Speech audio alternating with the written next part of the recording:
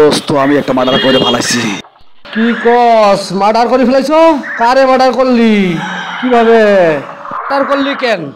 দোস্ত আমারে বাছা যেভাবে হোক আমারে বাছা, না হলে আমারে পুলিশ ধাওয়া যাচ্ছে। দোস্ত কয়েকটা আছে আমার বড় ভাই নেতা। দোস্ত এমন একটা জায়গায় আমাকে রাখবি যে জায়গায় পুলিশ প্রশাসন কিছু দেখবো না, আমি তোর কথায় শুনবো, তোর কথায় উঠবো, যা বলবি তাই শুনবো। আজকে নিজেকে অনেক অপরাধী মনে হয়। সব জঙ্গল সাফ করে নিয়ে যাইতে হবে তোমাকে আমার।